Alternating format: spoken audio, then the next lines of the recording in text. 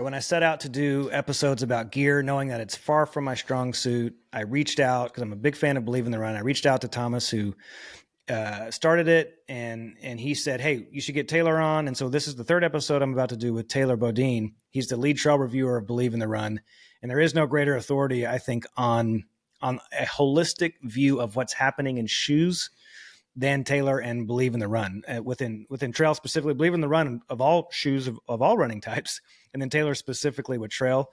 And so for me, these episodes are less like my take on gear, and this is more just like pulling information out of who I now call Encyclopedia Bodin. I'm such a curious person, and it's fun that Taylor just about always has an answer. And today we're doing Brooks, and I crowdsourced some information, and I want to read some of that information. But first, I want to welcome you, Taylor. Thanks for joining me. Thank you. Yeah, it's been such a pleasure to do these talks, nerding out, and hopefully giving some good information to consumers for sure. Well, the feedback and the engagement on these episodes have been awesome, and that's a credit to you. Good. The other day, I think I want to go and say now, one of my favorite things to do, like credit where credit is due, is very important to me. I haven't heard the episode, but Dylan Bowman gave a shout out to me the other day on Second Nature, saying that I said the North Face is the most underrated shoe in trail running, and I'm working to set the record straight. I heard Taylor say it on my podcast, so make sure that you get the credit for it. I'm riding, I'm riding shotgun where you're going, so I'm with you on that after we did that deep dive. But make sure that you get the credit for that. Well, thank you, but I think maybe the revolution has started a little bit. We're both informed now, right? Yeah. So yeah. I'm not. You and I are not the only one saying that. But saying I that. Think, yeah. Well, I heard it from you first. So. Yeah. Thank you. Okay. Let me give. So I put on Instagram, hey, what do you think of when you think about Brooks? Just to get some feedback, and I'm going to read off some of these, and then I'm just going to give some of my high level impressions, and then let's go into your response on these, Taylor, because I think it'll move us nicely into the technology that they're doing now, what they're up to now, and even a look at where they've been. A number of people said Scott Jurek, but my favorite is that someone said Scott Jurek, and that's a problem, because how is Brooks still only known for Scott Jurek? Like, what? Where's the new like iconic name that that they could be known for? But many people said, when I think of Brooks at trail running, I think of that. Someone said Plush Road. They think they have Plush Road running. I'm surprised at how many people said, tell me about the trail super shoe. So maybe you can shed some light on that. Are they working on it? Or are people just in general hoping that someone brings that overarching concept to trail? Why don't you tell me that? Is Brooks specifically talking about a trail super shoe, or do you think people are just in general waiting for that shoe to drop? Well, I think Brooks is one of the few that hasn't dropped a trail super shoe. So I think that's what people are probably waiting for, of that to come. And we'll get into this more. And like, I haven't even seen, I'm the type of person who, like, on every race, I'm a fan of the sport. So, but on every race, I'm zooming in on all the athletes, looking at their new prototypes, all that kind of stuff. And Brooks just, they're either too good at hiding it, where they're not getting any organic marketing there, or they just haven't had any super shoe coming yet. And I think it's probably more along those lines, given their most recent history, that everybody's kind of waiting for it. They've had their Hyperion race day shoe for the marathon market, and their approach on that has been quite a bit different than most other brands. And so I think, that model could have some really good direct application to trail. So I think people are probably wanting something when they say that, rather than excited about something that they know of. Got it. Well, when I think of Brooks, I think of, like, they are ubiquitous. To me, in my mind, they live in the same category as ASICs. Like, it feels like they're everywhere, and no one loves them, and no one hates them. It's just, I see them, and it feels like somehow because they're ubiquitous, they're in every running store. They Yeah. have a place on there. Cascadia is at, I don't know, number 16 now, 17, whatever they're at now. They've been doing those for a long time. They've got other lines, but they don't garner the same like fanboy, fangirl sort of excitement as a Speedland, or, Yeah. as even like, some people get excited about some of the Terex. Like they're not fashion. They're not, that's maybe it. They're not going to be the type of shoes that you wear out and about around town if you're like into fashion, which so much trail running shoes have been that way. So they're Yeah. everywhere. They're enormous. To go get some photos for this episode, I went to iRun. I don't even know how to say it. iRun.France or iRun.fr, Okay. Yep. an online store here. And I went to their brick and mortar, and it was almost entirely exclusively Brooks, all of the displays. So I got tons of photos of Brooks everywhere. So Brooks is enormous, but somehow in like our little world of trail, it doesn't make it out it doesn't make it out in front the way the others do. Okay. So now that's me laying the foundation for this. And I'm curious if you agree, and if so, why, or if you disagree, why? I don't disagree. That's for sure. Yeah. Brooks has been, when you think of the modern market of running shoes in general, Brooks has been one that they hold back. They hold back a little bit, and they've been kind of become more known for that. Of they're not on the leading edge for the most part of a lot of these technologies, a lot of these trends.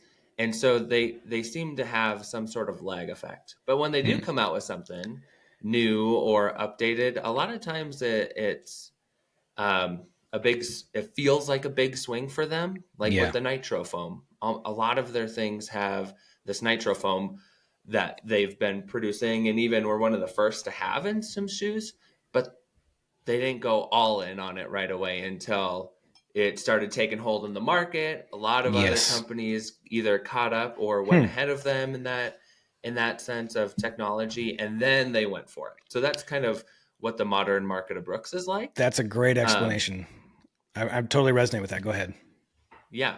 Well, and it's kind of feels weird from the consumer that's in our generation, because at one point the Hoka Speed Goat of today was the Brooks Cascadia. Yes. Everybody had it. Like you Yep. can show up to a race nowadays, and even the big massive races, UTMB and Western states, like get one in France and in the US, and 30% of the runners are wearing Hoka. And a lot of those would be Hoka Speed Goat. At one Yeah. point, again, Wow. that was just the Brooks Cascadia. Mm-hmm. Which is what Scott Jurek really helped bring to the Brooks's table and Yeah. get that out to the masses. Yeah. Why do you think that the Cascadia? Yeah, maybe shed some light on that. Why do I associate Scott Jurek with Brooks and the Cascadia?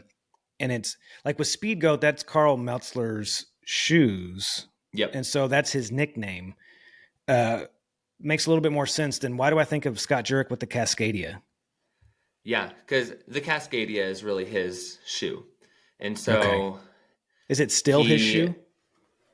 yeah, that's what people would consider it. Still his Okay. shoe. Even some marketing campaigns will still have Oh, Scott Jurek and the okay. Cascadia every now and then. Got it. But yeah, it's his shoe. So when back in his heyday, in terms of performance, he won Western States 5 times in a row.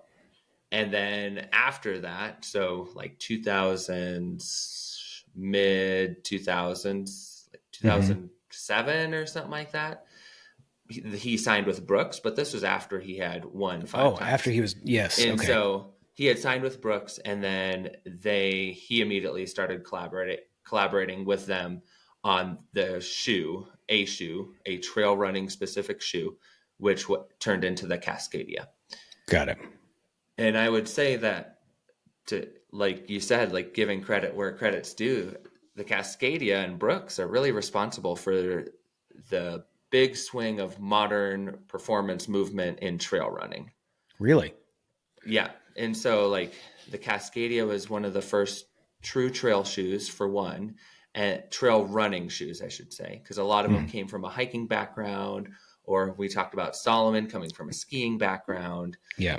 Adventure running and trekking was big in the 90s. So a lot of it had that influence, but this came from a running shoe, sports shoe perspective, because that's Brooks' heritage. So yeah, then the Cascadia came on, and it was one of the first to have like a rocker-like profile. So we talked about that with the North Face shoes. Most shoes have a rocker-like profile right now, where it's kind of pushing you toward the toe, rolling you rather than being on a tilt toward that toe, really efficient. They were one of the first to have a different type of support mechanism. So they had like 4 different posts inside the shoe instead of one on the inside of your foot to support it. Oh, interesting. And so more of a dynamic support system. They were also one of the first to bring EVA midsoles, one to running, but also to running shoes, and start to advance that technology within trail running. Can you explain what that is? Yeah, so EVA is just, before EVA in running shoes, it was a lot of rubberized midsoles, so the cushion underneath your foot. So rubber was good for being really durable and moldable, but then when you bring in a manufactured material like EVA, it's a whole lot lighter. You're able to play with it a whole lot more, of different durometers, so how firm it is, different feeling underfoot, and yeah, it's just going to feel so much better. So then that's where a whole lot of running shoes, and Brooks claims to be the first to bring EVA to running shoes, and I didn't know that. And so that EVA is in almost every single running shoe in modern day. Interesting. So, okay. So on some levels, where I'm resonating with you earlier, and you were saying they're never like cutting edge out front. That's not exactly what you said, but it didn't feel like, they're not the first to release something, but when it's working, they've got money and mass distribution. They can take micro technology that someone's created, get the patent to it or whatever, however that works. And then they wide distribution. So they're so big that they're not going to be risking on those small levels. They'll let someone else do that risk. It works. They'll take it. So they're never the most, from my level of consumption of the industry, very different from yours.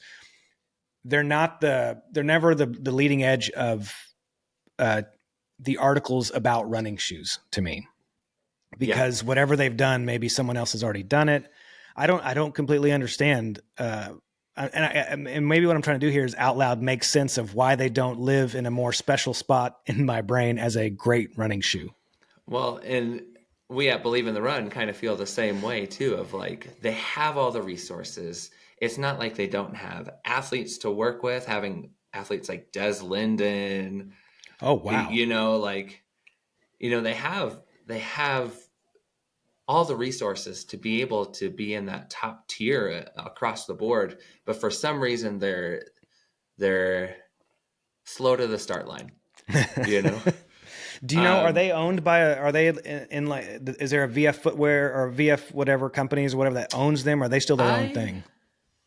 I believe that they're their own thing, but we'll have to look into that. I still believe that they are. But yeah, and the other thing is that Brooks just seems to, when they get comfortable, they get comfortable. Like the Ghost is still one of the most profitable shoes on the market, and it continues to be year after year after year. It's the number one selling shoe from brick and mortar stores around the world. Really? And so, and so when you have a shoe like that you kind of rest on, and it's going to sell, it doesn't have, for better or for worse, it doesn't have a lot of updates from year to year. It's going to be very minimal. Yeah. And so when you have a shoe like that, even if it's just one shoe, and they have a couple, like especially on the roadside, you have the Ghost, the Glycerin. It's hard to get away from that, and in some sense, I don't blame them for that. Yeah. But the modern market I hear wants like they've more. got something that works and it sells. Like, good for them. Don't change that. Yeah, Like keep doing. I'm trying to find the price of the Ghost as a reference. Is it? it's Did I see probably 70? How much? It's probably in the 150 area, Okay. So for okay, probably. I guess I'm looking on a French website, but yeah, the irun.fr has them at like 118 euros. Yeah, their So most 120. recent is right around 140, Okay. 120. Yep, 120. Yeah. Okay. Part of me is going to say maybe they're the best selling because there's like a value proposition there that they're less expensive, but they're not.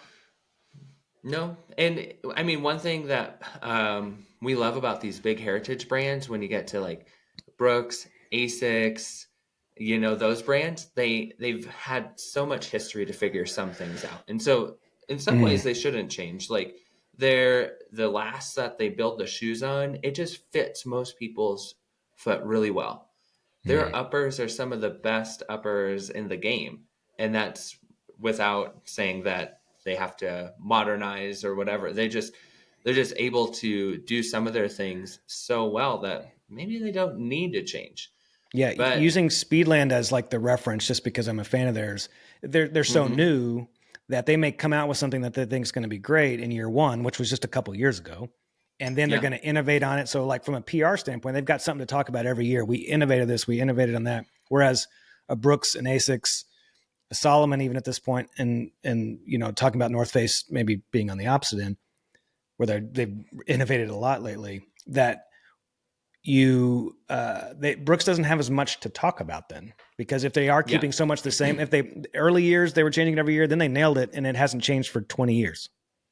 yeah, yeah, exactly. And that's like they've been riding the Cascadia a lot, and it did have some updates like 4 or 5 years ago that are really influencing where the model is now. But again, that was like 4 to 5 years ago. Yeah. And like, let's see some things. And we'll get into some shoes that they have that are really modern, and they kind of, again, wait for a time and then they'll come out with something. But then Yeah. it's going to be 4 or 5 years again until something really new or intriguing comes out from them. But I'm saying all this, but between our Believe in the Run trail reviewers, a lot of us are like, well, somehow they have one of the better top to bottom lines of that they can offer for trail running. And so, Hmm. yeah, we have all this in one conversation about one brand. And Yeah. yeah, Yeah. That as a heritage brand, you would think it'd be succinct, easy to characterize them. But somehow with Brooks, it's confusing. But I think I'm confused on how to characterize them because the Nordas, the Speedland, all the stuff that's been just so out front, that like that sex appeal of these beautiful new shoes, high design, the way that they're marketed, all those sort of things talk to me better than the Brooks marketing talks to me. yeah, And their team, they've got interesting people on their team.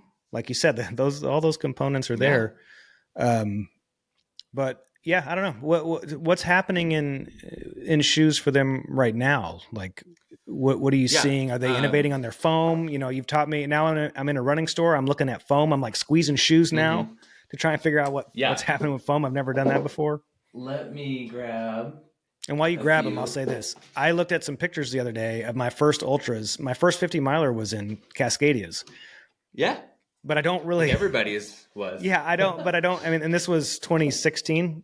It was Capitol Reef 50 miler. And I looked at the photo and was like, oh, Oh, those are, cool. those are old Cascadias. And I knew that I owned them, but they don't have a special place in my heart. Yeah, They yeah, should. exactly. Yeah, I mean, you would hope so when it was such a landmark shoe that came out and it was just on everybody's foot. Yeah. Like almost literally everybody who showed up to a trail race, if they had a trail running shoe, that's what it was. Right. Makes sense. I mean, because Scott Yeah, Jurek, especially then in the mid 2010s, early 2010s, was still, the icon of icons, if not still to this yeah, day. But at hmm, that time, especially, he was, with Born to Run being fairly recent at that point, like all the reasons to celebrate Scott Jurek were alive and well. And so that Cascadia was everywhere. And that's not counting also that it was a good shoe. It was like running in a Suburban. Rocks were no problem for those things. yep. Yeah, and it was one of those shoes that hit the middle really well. It had Hmm. support. It had everything you thought or think you want in a trail shoe. And that's why something like the Speed Goat is one of its main contenders and kind of took over, because they took all those ideas and just modernized them a little bit more and a little quicker than Brooks did. Um, but yeah, it had all the things, like you said. It had protection, it had grip, it had some stability to go a long ways. So everything that you think you want in a trail shoe, which you don't need all of those things, and I'll show you some of those in some of their Yeah. more recent offerings. But it hit pretty much every box that you think you'd want in a trail shoe, and that you'd appreciate as a consumer. And you just said something interesting because it made me think. We've had some we had a conversation offline that Topo, is it? Topo Athletic. Yeah, Topo. I was going to say Topo Designs. That's like a Colorado like bag company. Topo Yeah. Athletics is more ultra than ultra. Like they're competing on the original value proposition of ultra.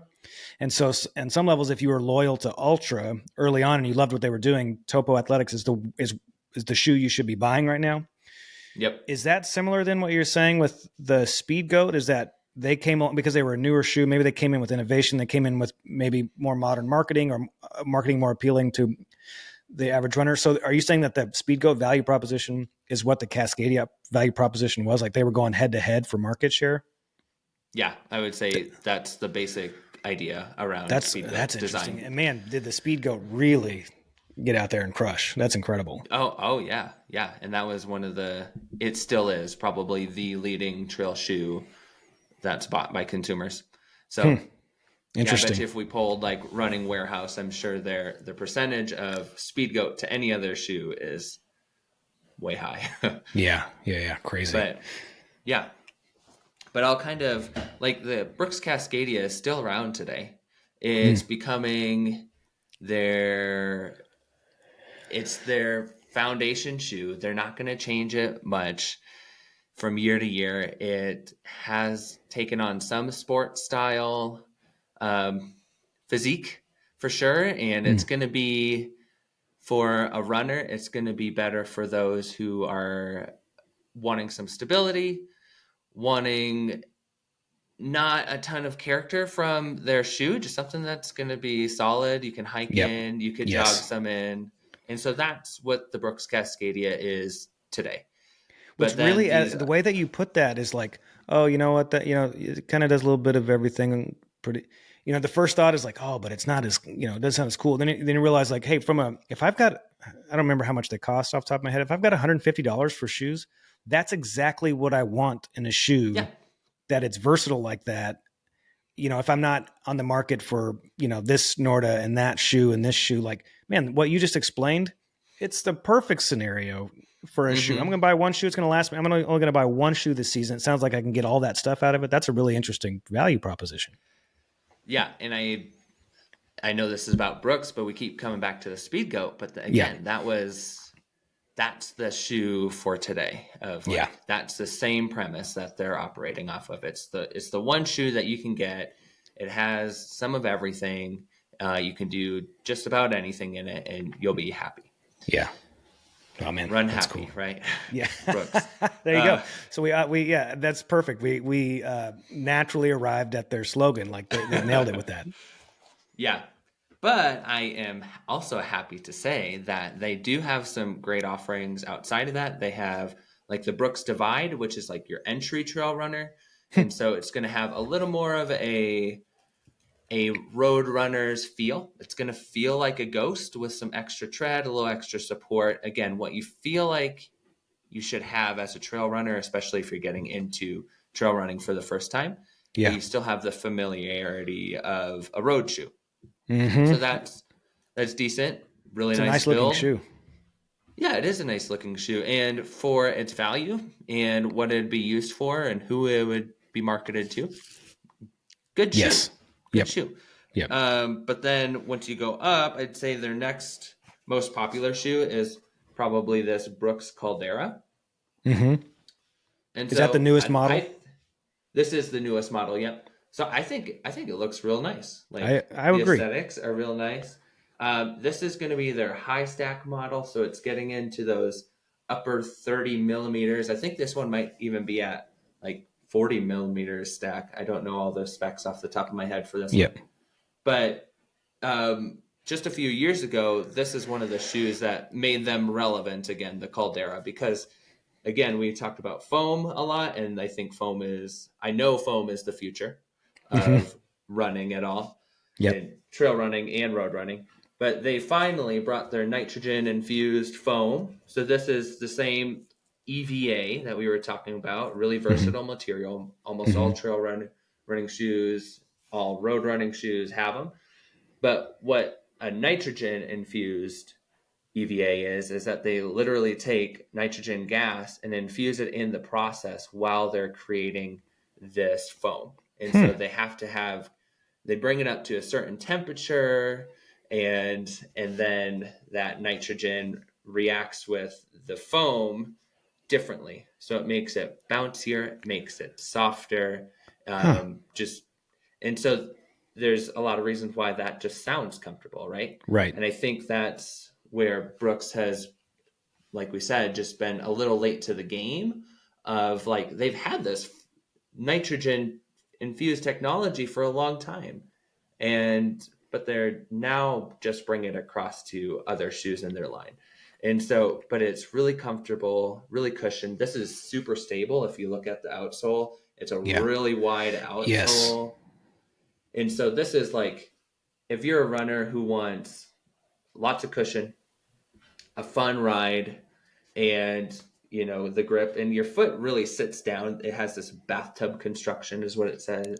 So someone called it in the comments said a bucket seat. Basically, yep. Yeah, can you explain that? That's interesting to me. So in the running world, we call it a bathtub construction because the foam will come up and make some of these walls. They're called sidewalls. So they'll make walls on the side of the foot, kind of cupping it all throughout. And some shoes will achieve that just with the insert that they come in. Yes. Like anybody who's putting in a custom insert is kind of getting that already out of any shoe they want. But it really just helps your foot sit down in it, gives you more control, more stability, and you're able to get a better lockdown from everything. So in a high stack shoe like this, like everybody's afraid. I shouldn't say everybody, but initially when Hoka came out, they were treacherous, right? I was afraid. On top of this. Yeah, I still am sometimes. But once you're able to sit down in the foam a little bit, it just provides so much more comfort and control. So, is that unique to Brooks or is that common? No, but you really feel it in a shoe like the Caldera. It's a modern day common for high stack shoes. It's one of the ways they've problem solved for the instability and kind of treachery that comes along with running trails in a high stack shoe. Got it. But yeah, so this is one of our overall favorites for the year for a high stack shoe. Wow. It's been good, like very good actually. Yeah, that's a good one. I mean, I like the minty green on the bottom. It's nice. Yeah. Solid color. You've brought up Speedland. I think that's kind of an ode to that area of the world. Yeah, Speedland came into the wild. Speedland came into the picture when minty green was, I think, at its peak. Like as a trendy color, like that minty green. So to see that on there, it's kind of funny. But I mean, one of my best friends has an old like C10 truck named Minty that's painted mint like that, that color. Mm-hmm. That color hits hard for some people. Yeah. I always think of it as more of like the lichen growing on rocks. Yeah. So that's what makes me think of. But yeah. So that's the Caldera. And you said 7? That's the Caldera. Number 7? Caldera 7? Yep, Caldera 7. Got it. Okay. Yep. Yeah, really solid shoe. But one of my favorite all-around trail shoes right now is the Brooks Catamount 3. Very similar colorway, this one. But the Catamount series, right away, like in 2020, I believe it was, or 2021, right around in there, they were one of the first to bring a nitrogen-infused foam to the trail. They might have been the first. Okay. And so they were taking their ideas from their road running lines, the Hyperion line, which is where their kind of elite level shoes lie. And they brought that to the trail. So it's just highly reactive midsole. It's lower to the ground. So there's a lot of control. It's really kind of that mid-range of stack height. But also it fits really nicely. Like we were saying, Brooks just has it when it comes to overall fit. It looks structures. like a sporty shoe. Yeah, it is very sporty. It's one of my favorites just to put on for an everyday run, but also if I'm going fast, like this is light enough, versatile enough. It feels really good. But also their last two versions have the Skyvault plate. Okay. Which it's not a carbon plate, it's a plastic material, but it does help with some propulsion because this does have that unique curve at the forefoot that we're seeing in a lot of running shoes. Yeah. So it helps with propulsion a lot on the uphill, but it also helps with just a really dynamic stability. We're not putting posts on the inside to make it stable for people anymore, and that's great. I should say most shoes aren't, some are, but it's really quite stable, quite dynamic, and just a fun shoe to run in. It's one of, I think all of our reviewers who are on this particular shoe, it was like unanimous. This is just a great all around shoe. Really? Some of our reviewers choose it for racing like 50K to 50 miles. But yeah, it's just a good shoe, but it goes under the radar because of Brooks' current temp in the market. Yeah. So, okay. On that one, I think I can see it well enough. Like there's like a little black mark on the sole or sorry, on the foam that's facing me, that little line. Yep. Is that yes. Okay. That's the Skyvault. I felt that on a bunch of shoes and I was there the other day and I was trying to figure out, is that a carbon plate? But that's something that's carbon plate like, but not actually a carbon plate. It's something that kind of gives you energy to the run. Yeah, and that's the idea. It's going to give you a little energy, but its best application is just dynamic stability. Got it. Okay. And so, and like for this particular shoe, a lot of shoes you might be able to see like a carbon plate. The plate's coming out of it. Let's see if I can grab this. Well, on the Vective, I think. Okay. Yeah, the Vective and the Tecton X3, like the carbon plate's coming out of it. Here's the modern Vective plates are coming out of it, but that's just aesthetics on the Skyvault here. It's more embedded. And Got it. They just put that on there so they can tag their Skyvault. Yeah. But it's in there and it works. And like I said, it's just a shoe.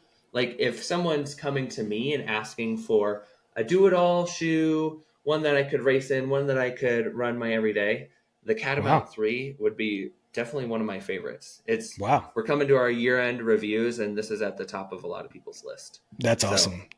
You know, what's funny is when I'm out looking at shoes, and I was going through all the Brooks shoes, and they had their road shoes, and I'm guessing it's their super shoe.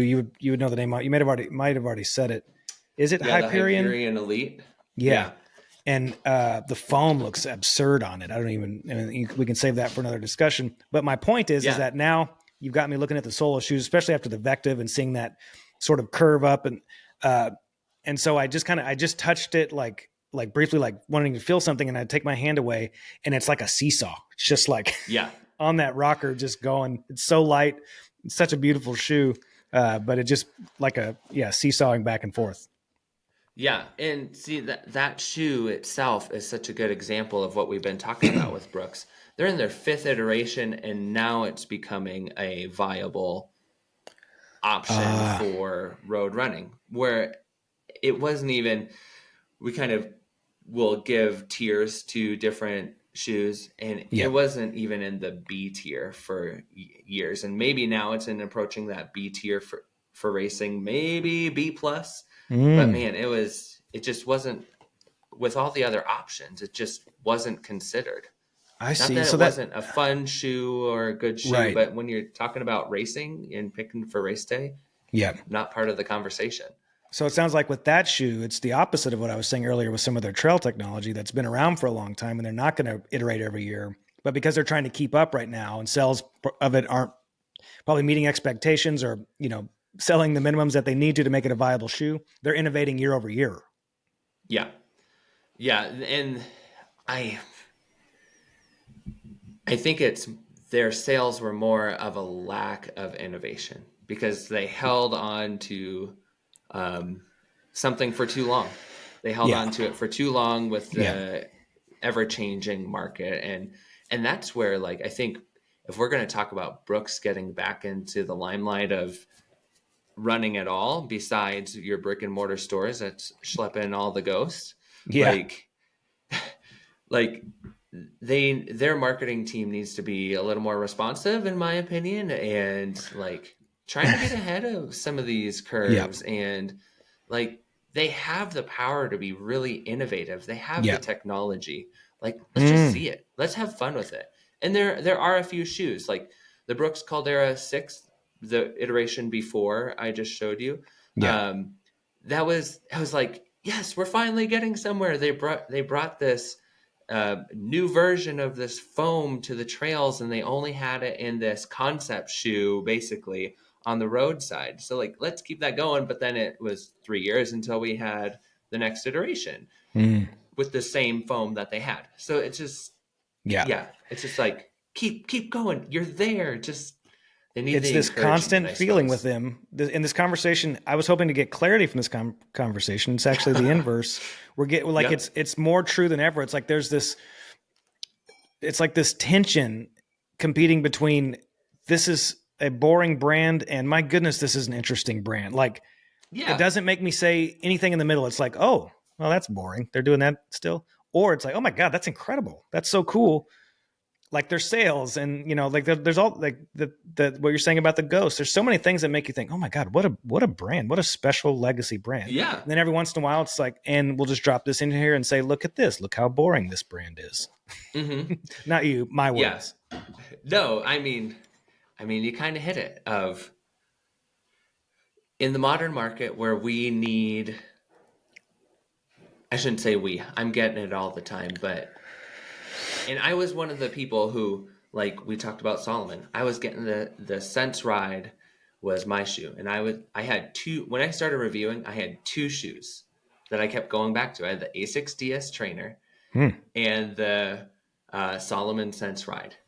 And I was going to stick with those. So that formula for Brooks is really working out. But there's just so much more.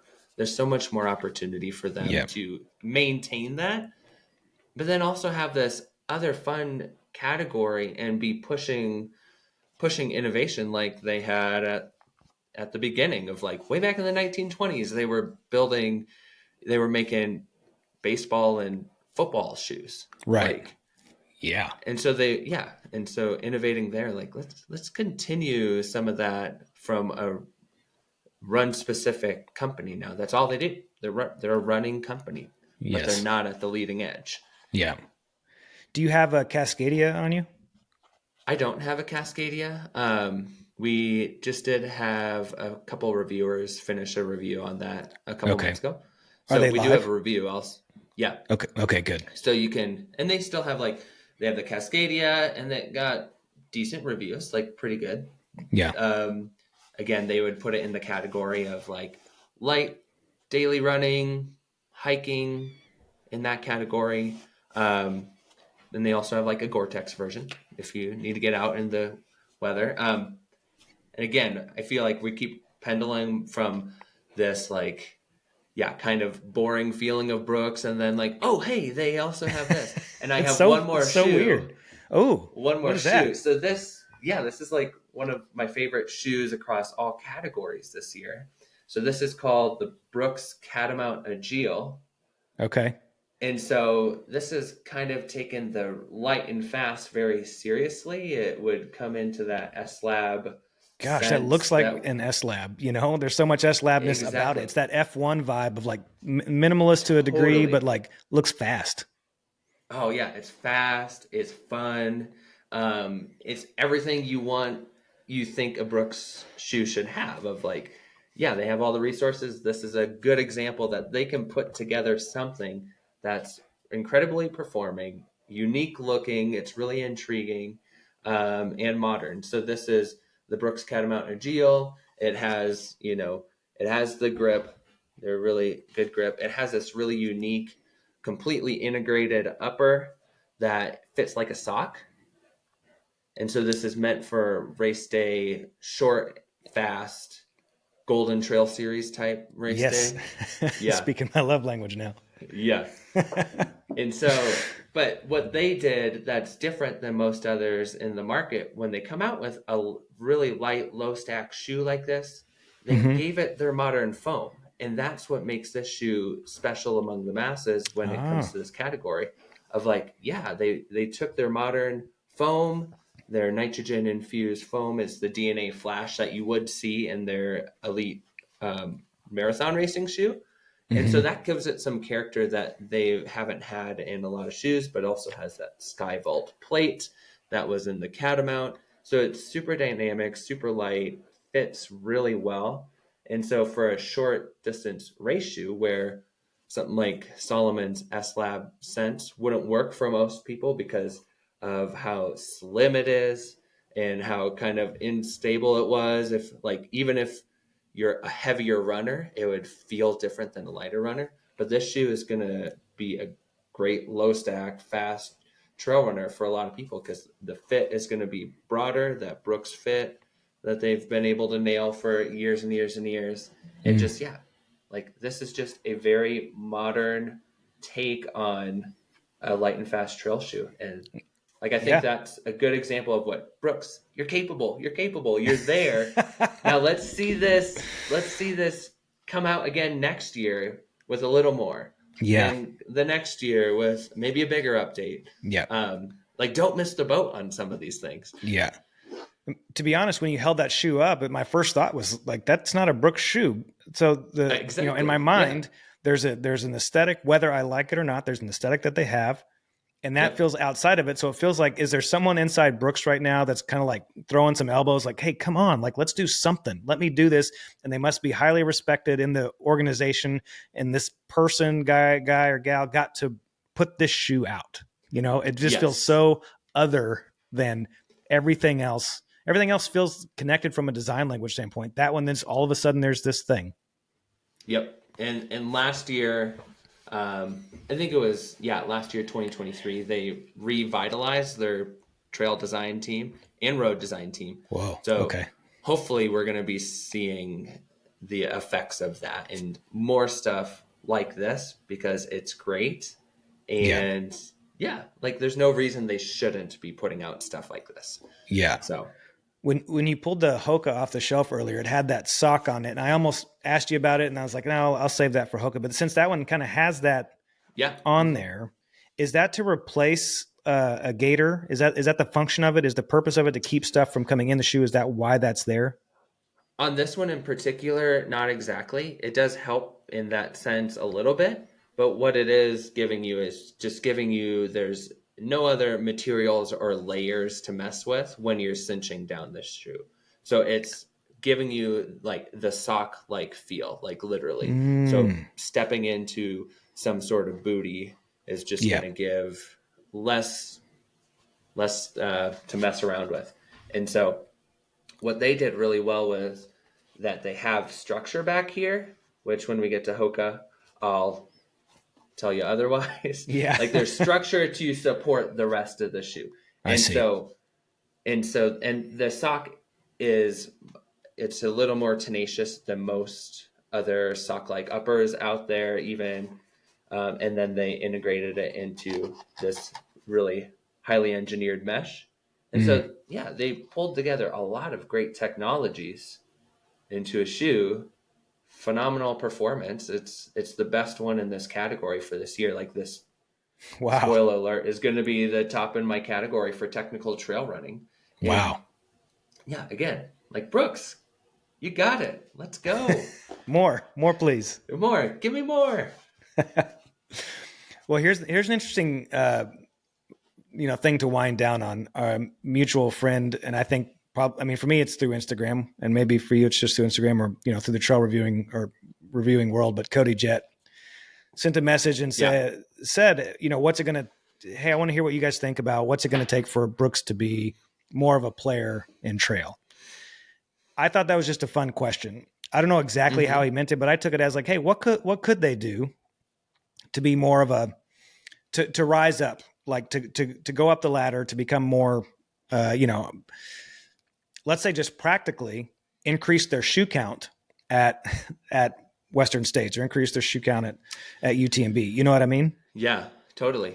What do And you think that they could do? And then I'll give mine. Mine's going to be probably more of a marketing angle. Yours might be more of a technology or shoe performance thing. But I don't want to box you in. What do you think they could do?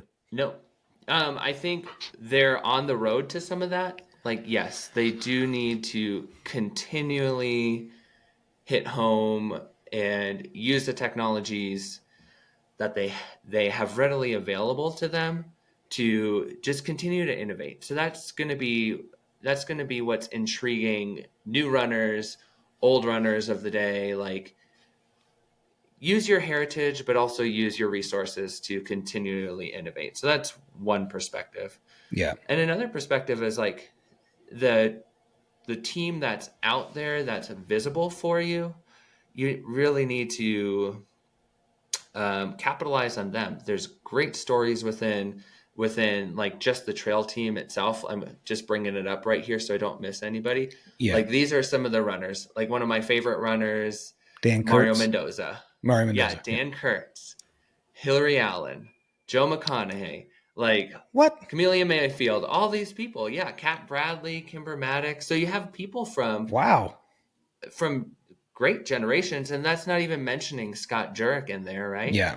And so you have all of these great stories, and then like two of the hottest trail runners right now in the Golden Trail Series, we have Anna Gibson and Mika. I don't even know how to say his last name, but Mika. That's all you need to say if you're a fan. It's like Madonna of trail running. Mika. Yeah, they have the athletes. Capitalize on your athlete Yeah. team. Market with them. Give them the tools they need to do really great on the big stage. And so, from just a trail running gear and team perspective, I think they could capitalize on those better and better and better each year. Yeah. Well, I think so. Here's the deal. I say this a lot. I need to look down at my feet and be stoked. Because I'm just an average everyday runner. I'm not running for the podium. Performance is important to me. It's not the most important thing to me though. If I'm going to spend $150 on a shoe, up to $250 on a shoe, I have to look down and love the way my feet look. Like, that is a non-negotiable. And anybody who says otherwise, unless they're running for place and they're running for time, I get it. Then you just want performance. Check the box. I need this thing, this thing, this thing. If you're just kind of middle back of the pack, if you're finishing Zion 100 miler, that's 36-hour cutoff. If you're finishing at 35 and a half hours, like one of the two of us have done recently, I won't say who, then I want to look down and love the way my feet look. That design just matters. And when I look down at my feet with Brooks, I'm not blown away. And that to me is, I think, mission critical. It's got to transfer really well to photos. It just has to. Totally. And I think that's how you get at least more like shareability within it. And then, like you're saying, the team is stacked. It feels like and I'm not saying this is separate from how Brooks treats their runners. So they may treat them like $1 million. I'm not commenting on that. I have no idea. Yeah. But to your point, it's an asset of theirs that they're investing in, that they're not maximizing the return on that investment. Absolutely. Because most of those names that you just said, like, I don't, from whether it be storytelling or, fill in the blank, those are some really, meaningful people in the community that are wearing Brooks. And even now that you say that, it's like, oh, that gives it even more credibility. So they rise up to me with good design and better storytelling. It sounds like the technology's there. That's like, okay, obvious that it's there. So take those existing things and tell the story better. Absolutely. And also, to your point of like, you want to look good, you want to feel good. Absolutely. And so that's where, again, I think they've kind of bought the ticket for the time, but missed the ride on some of the stuff because they have all the resources. Again, I'm just going to keep hitting this. They have all the resources. They have the foams. They have the technologies. But once the market innovates or shifts a little, they're still there. And so you can, even in the trail running market, where you can purchase for any sensation you want. They are pretty unilateral in that sense of like, What do you mean by that? so like if I want soft responsive, I Oh, can find a shoe that has that. If I want low to the ground, wide toe box, there's a shoe for that, in everywhere in between. And so that's the market we're in. That's the market you can play with. So play with it. yeah. And so, Yeah. yeah, I think, yeah, you want to look good. You got to Yeah. feel good. Yeah. And so if you can, they have the opportunity and the resources to do both of those. Yeah. And they're showing it in some examples, but Yeah. bring it across the board. Yeah. Well, I could talk about this all day. This, well, like Yeah. we're at this intersection of, I love talking about business and like viability of this, and then talking about shoes design, speculating on what they could do to grow in the marketing aspect, and then the form and like where the form meets the function and understanding the function. This is just a blast of a conversation. So I can't wait to do this again with you. Yeah. And there's so many brands that we could do. We got a long list of back and forth. Eventually we're going to pivot from heritage to like the modern brand and do the deep dive on some of the current favorites, from Speedland to Norda, maybe to Normal. And I think Normal's got an interesting story in their connection with Camper. And there's just so many stories to be told about shoes and stuff stories to learn. Yeah. So I'm excited to do this with you again. Thanks for joining me. Yeah. Thank you, Josh. Really appreciate it. All right, man. See you. Yeah, that's so good. What's so funny is that we landed right where I started, of that confusion. We hit on it a lot. It's so crazy to me.